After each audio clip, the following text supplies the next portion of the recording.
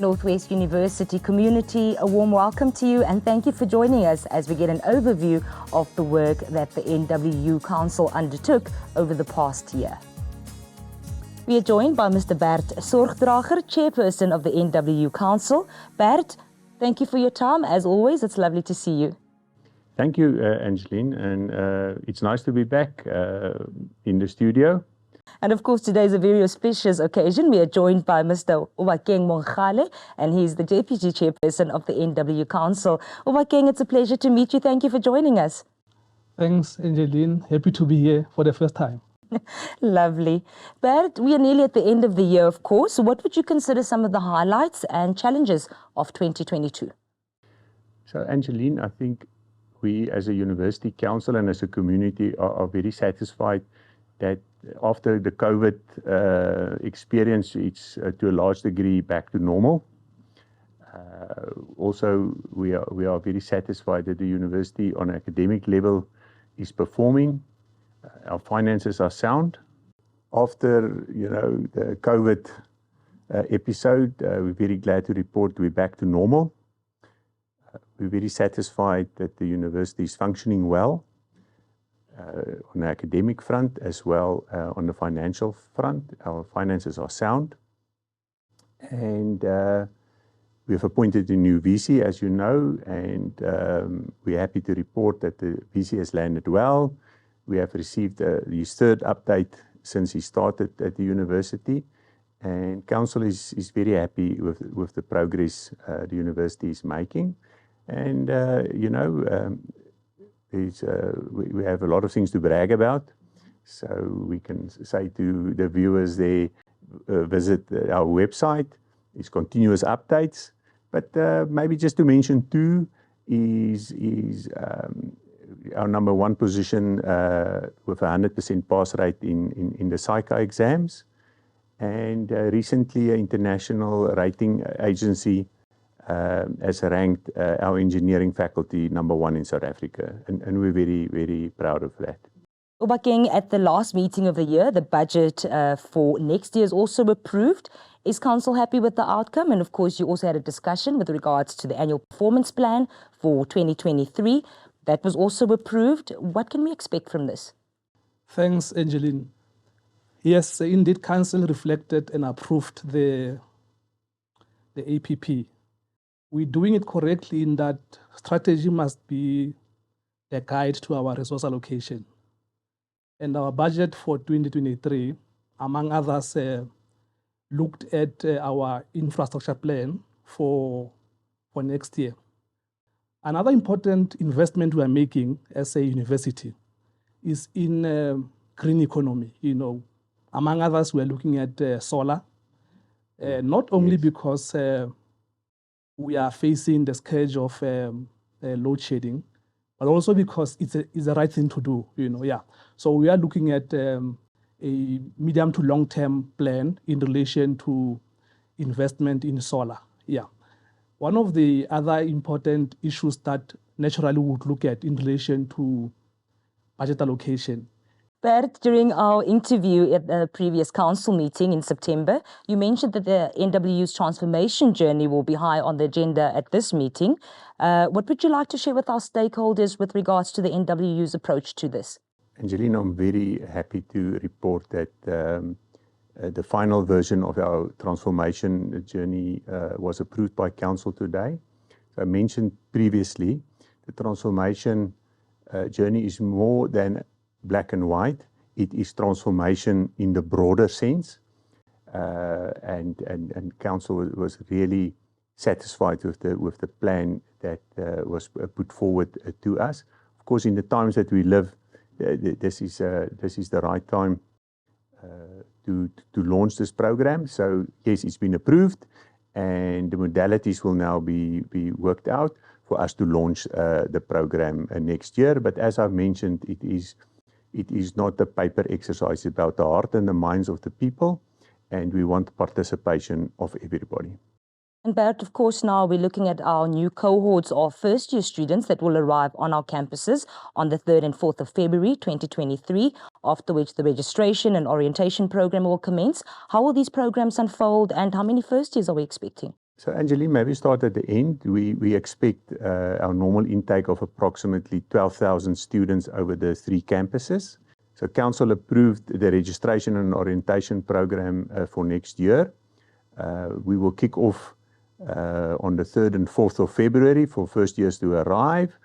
And now that we passed COVID, we're back to business as normal. So it will be our normal 2-week program with lot of excitement and interventions.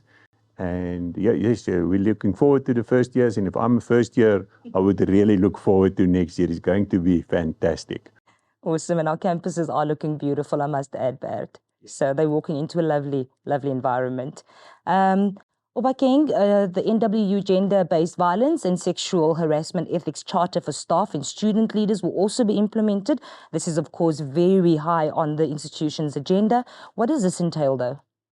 Look, the gender-based violence is actually one of those that has been, as you would know, classified or referred to as another pandemic in the country or across the country. And as a university, we are quite deliberate in how we are looking at this matter. We look at gender-based violence as a key priority for us to respond to because the type of society that we are trying to construct is one to which, as universities, naturally. And we commend you on the stance.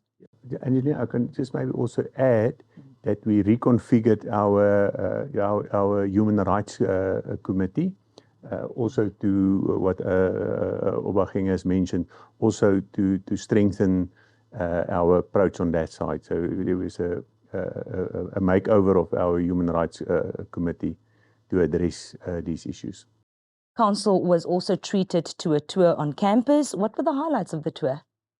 So, Angeline, it was actually a very nice tour.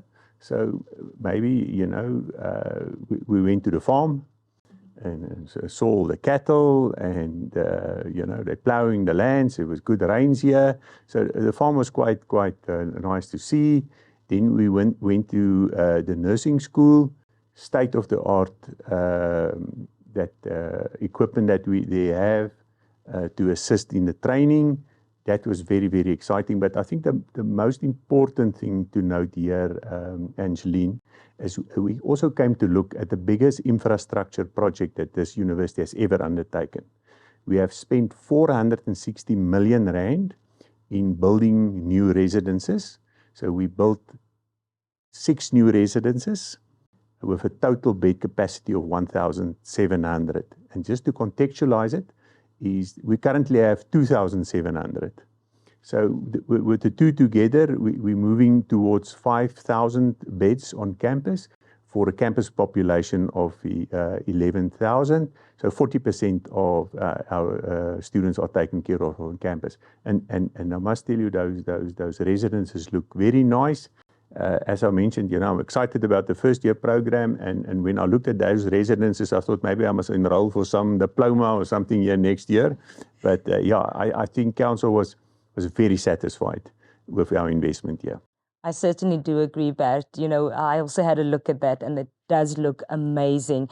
And I must say also the university taking care of its learners to provide them with accommodation so they don't have to commute from far distances and they can learn in a very comfortable environment. And of course, Bert, I'm sure you and Obakeng have a message for our staff and students as the year draws to an end and some encouraging words to start off 2023. What can you share with us? Yes, indeed, Angeline. I think as the Chair of Council has been saying in reference to COVID-19, we've been able to ride the storm and we're still standing strong as a university. This wouldn't have been possible, without the role fulfilled by management of the university and staff and students. So firstly, as Council, we would like to thank them for their commitment to this university, and to reassure them that as Council, we are here mainly to make their work as management and as staff manageable, but also to make students feel at home in this university. We are quite optimistic about the future of this university. We see this university growing from strength to strength, not just in 2023, but going forward.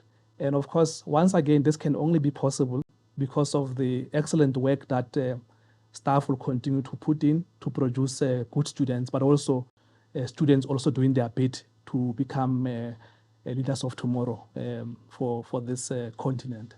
So, Angeline, we currently in a 10-year cycle of our strategic plan, which was started in 2015. The plan comes to an end in 2025. The Vice-Chancellor and his management team is going to have a breakaway to work on our new 10-year strategy. It's a very opportune time for the VC to join. So we are very excited. Next year in the March Council, we will have an update and most probably approve our new strategic plan for the next 10 years.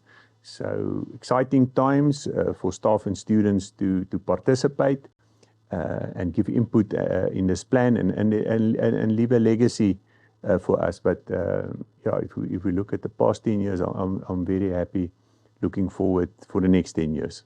That's fantastic. Chairperson, Deputy Chairperson, thank you so much for your time and for the work that you do to ensure that we are and remain one of the best institutions. And we hope to chat to you again soon. Bye, dankie, Angeline. Thank you.